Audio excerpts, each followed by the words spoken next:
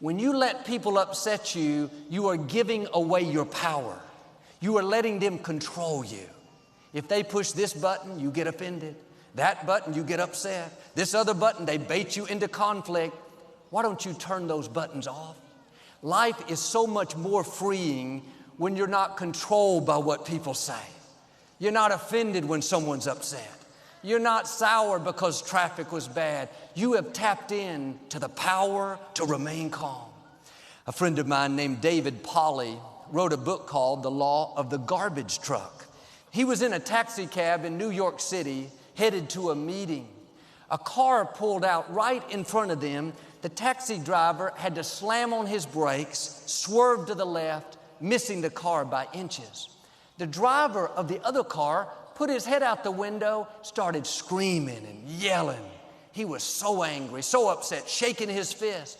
The funny thing, it was his fault. The taxi driver just smiled, waved real big, and drove on. Didn't give it the time of day.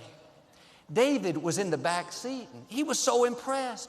He said, "That man almost totaled your car, almost sent us both to the hospital. I can't believe you didn't yell back at him. How did you keep your cool?" The taxi driver gave an insightful answer. He said, "I found many people are like garbage trucks. They go around full of anger, full of frustration, full of bitterness. As their garbage piles up, they need somewhere to dump it, and sometimes they'll dump it on you.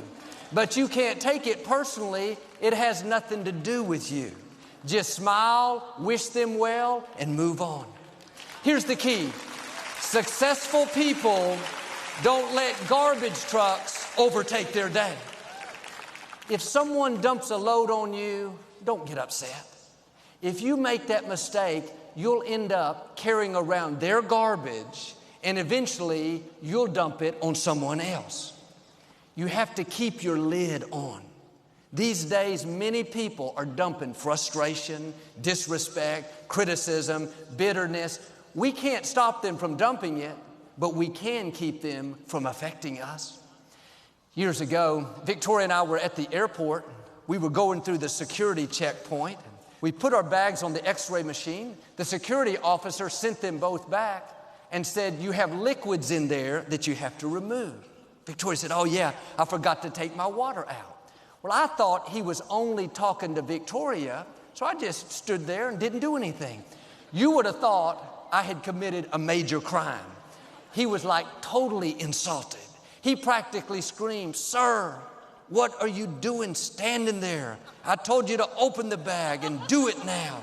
Thought, man, he's got a big garbage truck, and he was full of frustration, full of stress, and full of a lot of other stuff. But I didn't say it. You just thought it. But I took care of it. As I passed by him, I said, "Sorry about that. I thought you were just talking to her. Have a good day." Didn't mean it, but at least I said it. But I thought to myself, I'm keeping my lid on.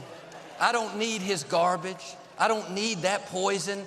We have enough things of our own to deal with. You don't need somebody else's bitterness, their sour attitude, their pressure. Keep your lid on tight. Let those things bounce off of you. Your destiny is too great. Your time is too important to go around weighed down with other people's garbage. You can't keep it from coming, but you can keep it from getting in you.